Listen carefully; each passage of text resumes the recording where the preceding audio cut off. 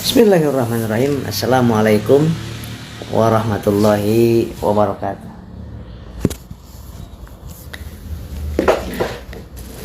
Bismillah, alhamdulillah, Allahumma sholli ala sayyidina Muhammad wa ala alihi wa sahbihi ajmain.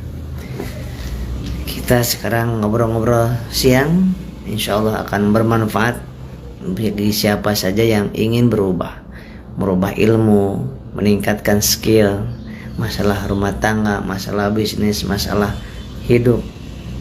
Ini penting sekali, ilmu hipnotis. Nah, ini saya akan menjelaskan secara singkat dan padat ya. Ilmu hipnotis itu apa? Hipnotis itu adalah orang yang melakukan hipnosis. Seperti gitar. Gitar alatnya, yang menggunakan gitar namanya gitaris. Terapi adalah metodenya, yang melakukan terapi terapis. Betul kan? Nah, ini juga sama. Hipnotis adalah orangnya yang melakukan hipnosis. Hipnosis adalah ilmunya. Nah, apa itu hipnosis? Hipnosis adalah, menurut Bapak psikologi dunia, pakar psikologi, hipnosis secara ilmiah adalah Bapak psikologi dunia Sigmund Freud namanya. Sigmund Freud itu memasukkan sebuah sugesti, memasukkan sebuah nasihat, informasi yang langsung diterima oleh jiwa seseorang, pikiran bawah sadar, atau apa? Atau otak kanan. Atau dalam bahasa agamanya adalah kolbu manusia. Rasul menyampaikan, di dalam diri manusia ada segumpal darah, segumpal daging. Kalau segumpal darah daging itu baik, maka baik seluruh tubuhnya, dan ketika buruk seluruh tubuh. Ala wahyal qalb, dia adalah kolbu. Jadi kolbu itu, atau pikiran bawah sadar itu, atau jiwa itu adalah pilot di dalam tubuh kita, pengendali, supir di dalam tubuh diri manusia. Jadi kenapa kita sekarang jadi penakut? Karena jiwanya penakut. Di alam bawah sadarnya tersimpan settingan saya penakut. Kenapa penyebabnya jadi penakut? Tadinya pemberani, kok jadi penakut. Tadinya semangat, kok jadi pemalas, jadi malas. Penakut, pemalas, sering suka bohong, kemudian minder, kemudian kebiasaan buruk seperti merokok, kemudian makan yang terus-menerus sehingga obesitas misalkan gitu. Terus kebiasaan buruk apapun itu adanya di dalam jiwa alias pikiran bawah sadar. Di situ ada pengendalinya, dan dia mengendalikan 88%. 88%. Kalau kata dia A, ini nggak ada suaranya. Halo, ada suaranya tidak?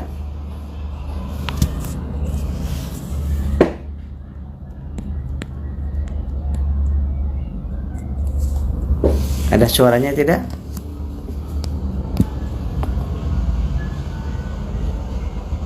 Oh, alhamdulillah. Pak Ahmad Burhan kok nggak mendengar suaranya ya?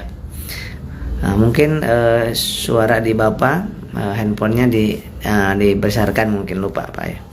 Yang lain bisa mendengar suara saya, karena ilmu adalah ilmu penting. Yang suka dikambing hitamkan, wah ada perampokan, dihipnotis, itu bukan hipnotis. Itu gendam, itu penipuan, ya, itu jamret. Ya, kalau hipnosis adalah ilmu psikologi, cabang ilmu psikologi secara ilmiah. Nah, dan saya bikin yang namanya hipnoterapi Islami atau hipnotauhid. Kenapa itu hipnoterapi Islami? Bagaimana memasukkan ke dalam jiwa anak-anak, remaja, dewasa, diri kita itu sugesti nasihat tentang keyakinan kepada Allah, tentang akhlak mulia. Kenapa bisa akhlaknya mulia? Karena alam bawah sadarnya berisi kemuliaan-kemuliaan, berisi dengan keluhuran, keagungan, akhlak yang agung, akhlak yang mulia. Maka muncullah panca inderanya, digerakkan oleh dia, digerakkan oleh alam bawah sadarnya, ya, itu menjadi kata-katanya mulia, tangannya melakukan yang mulia-mulia, kemudian kakinya berjalan ke yang mulia-mulia, pikirannya yang mulia-mulia, hatinya perasaan yang mulia-mulia. Kenapa? Jiwanya tersetting penuh dengan informasi nasihat kemuliaan. Yang pertama. Yang kedua, kenapa hipnotauhid penting? Terapi hipnotauhid, hipnoterapi Islami. Karena di situ dimasukkan tentang keimanan kepada Allah, tentang kalimat ya keyakinan tentang la ilaha illallah. Nah, kenapa ada orang yang maling? Kenapa anak kita berdusta? Kenapa suami kita berdusta? Istri kita berdusta? Kenapa? Karena korupsi. Kenapa? Karena di dalam alam bawah sadarnya, di dalam jiwanya itu tersetting bahwa takutnya bukan sama Allah, tetapi takutnya kepada manusia. Nah, tapi kan setiap saat mendengarkan tausiah, mendengarkan khutbah tentang la ilaha illallah, tentang keimanan. Iya, kalau didengar itu dengan telinga masuknya ke otak kiri, tidak tersimpan di otak kanan, tidak tersimpan di dalam pikiran bawah sadar. Makanya beribu-ribu kali dinasehatin itu anak, suami kita, istri kita dinasehatin, itu tetap saja tahu sih, tapi masuknya ke akal, ke otak kiri. Secara akal sehatnya tahu alkohol itu jelek, buruk, tapi kenapa masih mau? Karena otak kanannya, jiwanya, alam bawah sadarnya masih membutuhkan kalimat apa? Kalau nggak ngerokok kan nggak enak, kalau habis makan nggak ngerokok nggak enak, kalau nggak minum alkohol nggak enak, kalau nggak berdusta nggak enak, dusta aja. Kenapa? Alam bawah sadar tadi beda dengan pikiran sadar dan pikiran bawah sadar. Pikiran sadar tadi hanya yang masuk akal saja, dia akan lakukan. Kalau pikiran bawah sadar itu yang tidak masuk akal pun dia akan dengan mudah sangat melakukan. Nah, sedangkan ada lagi definisi hipnosis. Hipnosis secara fenomena adalah, hipnosis itu adalah masuknya sugesti atau arahan atau saran atau nasihat langsung masuk ke alam bawah sadar, ke pikiran bawah sadar, ke jiwa seseorang tanpa ada filter. Nah, itulah secara fenomena. Sehingga kalau udah masuk ke dalam pikiran bawah sadar, apapun yang sudah masuk ke dalam pikiran bawah sadar akan diyakini sebuah kebenaran, meskipun dikatakan sama orang-orang salah. Kata alam bawah sadar kita benar. Betul nggak? Salah satu contohnya orang yang jatuh cinta. Ketika Anda jatuh cinta sama seseorang, cinta banget sama orang itu, maka apapun yang dikatakan, yang diminta oleh orang itu secara ilmiah, critical faktornya akan terbuka. Maka apapun yang diminta, mau capek, mau seperti apapun, tetap kesini sekarang ya, padahal capek. Iya, siap, saya butuh datang, saya harus datang ke situ. Nah, kalau secara alam bawah sadarnya, saya harus datang ke situ. Kenapa? Orang yang dicintai yang minta uang dong, walaupun nggak punya uang, alam akalnya tahu saya sedang nggak punya uang, tapi alam bawah sadar mengatakan saya harus cari uang, mau minjem mau apa, nyari uang. Kenapa? Alam bawah sadar mengatakan saya butuh uang untuk memberi kepada yang saya cintai. Nah, jadi critical factor ini. Kemudian kita punya orang yang disegani, misalkan punya guru, punya kiai, kita seorang murid. Nah, kita kalau udah yakin kiai itu adalah orang yang public figure buat kita, yang sebagai orang yang karismatik buat diri kita, maka tanpa hipnosis kita akan terbuka critical faktornya, maka apapun yang disampaikan oleh kiai tersebut akan langsung tersimpan di memori, langsung tersimpan di alam bawah sadar, maka akan dilakukan. Walaupun namanya kalau dalam cinta, cinta buta, makanya cinta itu buta. Kenapa? Apapun yang dikatakan, walaupun kata orang jelek banget, kata yang dicintainya bagus, ya bagus kita bilang. Kalau orang sudah fanatik kepada seorang guru misalkan, maka walaupun salah, walaupun gak masuk akal akan dilakukan. Ya, luar biasa. Nah, hipnosis itu yang alami kan, yang alami, terbuka menutup. Critical factor itu seperti pintu yang di dalamnya ada gudang. Nah, hipnosis itu adalah sebuah proses secara ilmiah yang digunakan untuk dengan teknik-teknik tertentu untuk membuka critical factor ini, sehingga nasihat kita, sugesti kita akan segera masuk ke dalam alam bawah sadar, ke gudang tersebut. Nah, seperti itu sahabat. Jadi secara ilmiah, untuk apa kita harus tahu hipnoterapi, harus bisa menterapi, harus bisa hipnoterapi, harus paham dan harus bisa prakteknya. Satu, untuk merubah sikap anak, sifat yang buruk anak, merubah sikap diri, sifat yang buruk dari diri kita, merubah sifat dan karakter istri suami kita, merubah karakter minder, fobia, kecemasan, ketakutan, kekhawatiran, iri, dengki, kemudian kepanikan, kemudian merasa gagal, merasa susah memaafkan, merasa susah mencintai. Kemudian yang dengan hipnoterapi Islami dan hipnotauhid ini dimasukkan tentang keikhlasan, ridho, ikhlas, pasrah, syukur, dan itu susah untuk dilakukan, mudah diucapkan tapi susah dilakukan. Kenapa susah dilakukan? Karena cuma diketahui saja. Harusnya bukan cuma diketahui, harus dipahami. Bukan cuma dipahami, harus diyakini. Dan keyakinan ada di otak kanan. Keyakinan ada di otak kanan atau di kolbu atau di jiwa. Keyakinan itu. Nah, kalau udah di keyakinan, maka akan dengan sangat mudah dilakukan. Nah, berarti hipnotauhid itu memberikan, dimasukkan langsung ke dalam alam bawah sadar itu tentang keyakinan kepada Allah, keyakinan kepada hari akhir, keyakinan kepada walaupun gak ada orang, gak ada manusia, Allah melihat, keyakinan malaikat melihat kita, sehingga tidak ada waktu dirinya, anak kita, suami kita, istri kita, tidak ada celah untuk melakukan keburukan dan kedustaan. Karena apa? Karena di dalam alam bawah sadarnya disimpan, ditanamkan rasa takut kepada Allah, merasa dimanapun, kapanpun, sedang apapun, merasa dilihat, merasa disaksikan oleh Allah Subhanahu wa Ta'ala, meskipun gak ada orang. Saya berulang kali diundang untuk mengajar tentang hipnoterapi Islami ini di berbagai macam perusahaan.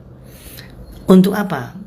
Supaya pegawai-pegawainya, karyawan-karyawannya, dan di beberapa sekolah, SMA, SMP, kemudian mahasiswa S1, S2, upper. Nah, itu saya suruh mengajar tentang hipnoterapi Islami. Supaya apa? Supaya mereka itu kerja dengan penuh hati, yakin kepada Allah. Walaupun gak ada bos, dia akan tetap kerja. Nah, kalau kebanyakan kan kenapa? Ada bos seperti yang kerja, nggak ada bos santai. Kenapa? Nggak merasa Allah sedang melihat. Nah, itu kan tidak mudah. Kecuali ini alam bawah sadarnya, pintu jiwanya dibuka supaya masuk itu sugesti, masuk itu tentang keyakinan kepada Allah, kepada malaikat, kepada hari akhir, kepada qada dan qadar, dan masukkan tentang hakikat daripada ridho, ikhlas, pasrah, dan syukur serta sabar. Karena 5 hal ini adalah kunci sukses hidup. Tetapi bukan mudah melakukannya.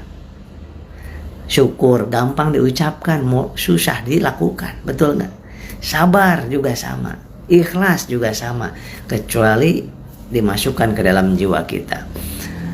Ya, secara alami tadi orang yang dicintai secara alami membuka sendiri. Orang yang menurut kita karismatik akan membuka sendiri. Nah, tetapi ada anak yang dengan bapaknya tidak ada segan-segannya, dengan ustadznya tidak ada segan-segannya. Jadi di dalam hidupnya tidak ada yang bisa secara membukakan secara alami. Nah, di sinilah perlu dengan ilmu hipnoterapi.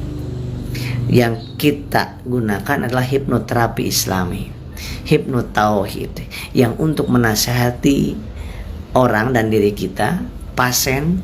Karena pasien-pasien sekarang, orang-orang sakit sekarang banyak yang karena psikis, 80% karena pikiran, seperti hipertensi, mah lambung, kemudian gastritis, asam lambung, kemudian TBC, kista, miom, cancer, vertigo, migrain. Itu adalah semuanya penyakit psikosomatis yang disebabkan karena psikis, sebabkan karena jiwa yang tadi itu. Maka hipnoterapi Islami ini sangat bermanfaat sekali untuk keharmonisan rumah tangga, untuk merubah karakter. Kata banyak orang, sifat nggak bisa dirubah. Kata siapa? Tadinya penakut, sifatnya jadi pemberani. Kata siapa? Nggak bisa dirubah. Bisa. Makanya harus tahu ilmunya ini, ya, ilmu ketauhidan yang ditanamkan ke dalam jiwa manusia. Nah, itulah perubahan yang dahsyat. Nah, jadi sifat, karakter, tadinya soleh menjadi berandalan, itu kan sifat, karakter. Bisa dirubah? Bisa. Yang tadinya berandalan, nakal, tadi jadi soleh, solehah, bisa nggak? Bisa. Padahal tadinya sifatnya buruk menjadi sifat baik, tadinya nggak soleh menjadi soleh. Itu kan sifat, bisa dirubah, sahabat. Jangan bilang sifat nggak bisa dirubah. Dengan hipnoterapi, hipnotauhid bisa dirubah, sahabatku yang Allah SWT. Dan itu bisa dipelajari. Saya sekitar 1000-an lebih alumni RPB School kami, saya mengadakan setiap bulan sekali, kecuali waktu COVID ini ya, waktu pandemi, sebulan sekali itu mengadakan pelatihan, training bagi siapa aja yang mau bisa mempraktekkan. Jadi bukan seminar, tapi pelatihan 1 hari. Itu langsung praktek di tempat. Ya, langsung praktek di tempat, bisa melakukan hipnoterapi Islami. Jadi untuk kenapa sih gagal terus saya, setiap usaha gagal, setiap ini bangkrut. Kenapa? Nah, itu saya ada mindset, mental block di sini. Apa mental block itu? Yang menghalangi kesuksesan. Saya mah nggak bakal bisa. Saya mah malu. Saya mah nggak ada bakat. Nah, itu mental block itu. Nah, itu harus dibersihkan, dan cara membersihkannya yang paling cepat adalah dengan metode hipnoterapi. Dan tercepat lagi metode hipnoterapi Islami. Kenapa? Ada ketauhidan dimasukin di situ, subhanallah. Alumni saya ada 1000-an lebih, alumni saya RPB School. Saya mendirikan sebuah lembaga namanya RPB School sejak tahun 2009. Tadinya AMI Institute, kemudian dirubah sampai sekarang menjadi RPB School. Itu adalah pengembangan diri supaya semua orang, terutama guru, tenaga kesehatan, polisi, TNI, alumni kami ada semuanya, TNI, polisi, dokter, perawat, bidan, itu mempelajari ilmu ibu rumah tangga, kemudian guru ngaji. Penting sekali, sahabat, itu untuk memahami dan menguasai ilmu hipnoterapi Islami ini. Ya, bisa dilakukan untuk bisnis juga, yang namakan hypnoselling, hypnomarketing, ya, yang dinamakan dengan hypnoparenting untuk keharmonisan rumah tangga.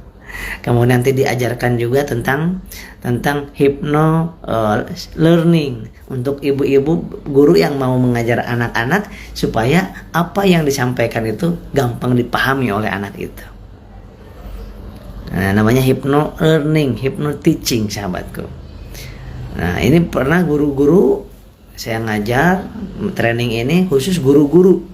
Saya pernah juga Dinas Kesehatan, suku Dinas Kesehatan Jakarta Timur mengumpulkan seluruh bidan PNS yang ada Jakarta Timur. Saya ngajar di situ, di suku Dinas Kesehatan Jakarta Timur, di Hotel Sentral Jakarta Timur. Bidan-bidan PNS semuanya dikumpulkan oleh suku Dinas Kesehatan Jakarta Timur. Belajar apa untuk bidan itu? Untuk hypnobirthing, supaya melahirkan tidak ketakutan, hamil tidak merasakan gak nyaman. Nah, itu bisa diaplikasikan. Kemudian pernah mengadakan juga saya bekerja sama dengan Universitas Borobudur, khusus untuk perawat sejabodetabek, sekitar 250 orang. Kita adakan Saya di situ mengajar kepada 250 orang perawat untuk menguasai ilmu hipnoterapi ini untuk menangani kepada pasien-pasiennya. Masya Allah. Kemudian saya juga pernah diundang untuk ngisi mengadakan training hipnoterapi Islami ini di Puskesmas di Cianjur, Ciranjang. Dokter-dokter sama bidan dan perawat itu yang adanya. Kemudian yang keempat, saya pernah diundang juga di Universitas Az-Zahra Otista Jakarta Timur. Itu S2 psikologi, ngundang saya untuk apa? Khusus 2 jam belajar tentang hampir 4 jam ya belajar. Saya ngajar sambil mempraktekannya, dan praktek itu tentang hipnoterapi Islami ini. Supaya apa? Orang-orang ahli psikologi tersebut bisa menguasai ilmu hipnoterapi Islami ini. Yang kelima, saya pernah diundang juga oleh asuransi besar di dunia, ya, 3 kali alhamdulillah asuransi tersebut, agen-agennya dikumpulkan. Pernah di daerah Jakarta di kantornya, pernah juga mengadakannya di di Puncak, supaya bisa menghipnoterapi yang dilakukan untuk hipnomarketing dan hipnoselling, ya, hipnoterapi Islami ini. Kemudian saya juga pernah diundang ke Dinas Kesehatan Banjar Patroman. Itu dikumpulkan orang dinas kesehatan itu untuk saya mengajarkan langsung praktek, supaya bisa praktek langsung di situ, ya, 1 hari. Jadi untuk belajar training hipnoterapi Islami ini langsung praktek itu 1 hari, jam 8 sampai jam 5 sore udah beres, udah langsung praktek. 30% teori, 30% teori, 60% praktek sesama, langsung saling menghipnoterapi, saling menghipnosis. Nah, 10%-nya lagi Anda mendapatkan diterapi oleh saya langsung, hipnotauhid. Yang punya masalah, ya, ketenangan hati nggak ada, tidak ada tentram, jiwanya gelisah, gundah gulana, itu diterapi oleh saya dengan terapi hipnotauhid. Yang ketujuh, saya pernah diundang juga oleh PT Sido Muncul, yang hadir 350 karyawan Sido Muncul. Itu saya melakukan stage hipnosis di situ, stage hipnosis di daerah Jakarta Selatan. Kemudian saya pernah diundang juga oleh Direktorat Jenderal Pajak Pusat di Jalan Gatot Subroto, Jakarta. Itu sekitar 150 yang hadir pegawai pajak. Itu kami lakukan training hipnoterapi situ, ya, saling menghipnoterapi, dihipnoterapi, supaya apa? Supaya semangat kerjanya muncul dari hati yang dalam, gitu. Yang ke-9, yang berapa tadi ya? Yang ke-8, kalau mungkin yang ke-8. Di institusi itu di mana lagi ya? Oh ya, di Bau-Bau di Sulawesi Tenggara. Saya pernah diundang dan untuk ngadain seminar di sana, seminar hipnoparenting. Nah, hipnoparenting yang hadir 109 orang. Yang hadir 109 orang dari berbagai macam elemen di sana. Di Bau-Bau Sulawesi Tenggara saya diundang ke sana untuk mengadakan seminar, ngisi seminar di sana. Masya Allah, luar biasa, senang, bahagia. Kemudian di institusi yang pernah mengundang saya juga untuk memberikan hipnoterapi Islami adalah di institusi apa ya? Oh ya, 118. Tahu ya, AGD 118 DKI Jakarta. Itu selama berturut-turut 3 hari. 1 untuk hipnoterapi untuk obesitas, karena ada yang beberapa yang gemuk ingin melangsingkan. Itu sekitar 60 peserta. Yang hari keduanya tentang berhenti merokok, supaya dengan hipnoterapi ini mereka berhenti merokok, diterapi untuk berhenti merokok. Nah, orang AGD 118. Yang ketiga itu untuk motivasi semangat kerja. Kalau nggak salah 3 hari itu berturut-turut di kantor AGD 118 DKI Jakarta. Dan aduh, kesannya saya lupa lagi ya. Yang jelas, kalau untuk umum saya sering ngadain sebulan sekali, itu di hotel di beberapa kota. Kalau dulu sebelum pandemik itu pasti Bekasi, Jakarta, yang pernah diadakan Jogja, pernah diadakan di Hotel Neo kalau di Jogja ya. Kemudian di Surabaya di Hotel Ibis di jalan di dekat di dalam bandara. Kemudian pernah di Surabaya. Kemudian di Bandung pernah ngadain di Tasik apa Ciamis itu ya pernah. Kemudian yang paling sering di Bekasi, yang paling sering setiap bulan di Bekasi karena saya domisili di Bekasi. Dan pernah juga waktu itu ke Singapura dan Malaysia itu untuk sosialisasikan tentang hipnoterapi Islami ini juga.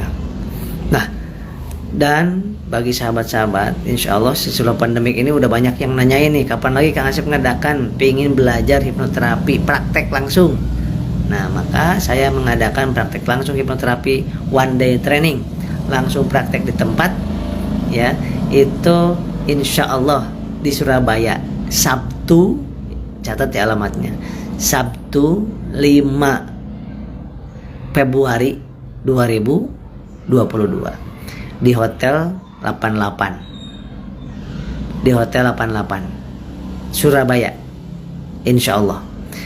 Jadi tapi di kuota terbatas, kuotanya hanya 10 sampai 15 orang supaya betul-betul terpantau bisa langsung praktek di tempat. Saya nggak nerima banyak-banyak kecuali seminar. Kalau ini training, pelatihan, langsung diajarkan, dapat ilmunya, langsung diajarkan prakteknya, dan langsung diterapi juga oleh saya ya. Dan mendapatkan fasilitas sertifikat, kemudian dapat buku panduan dan dapat buku tentang mengatasi lambung dan cemas, itu fasilitasnya, dan dapat kopi break 2 kali, makan 1 kali di Hotel 88 insya Allah. Tanggal 5 Februari hari Sabtu 2022 jam 8 pagi sampai jam 5 sore. Nah, yang dekat Kang Asep kalau ngadain di Bekasi dari mana aja pesertanya?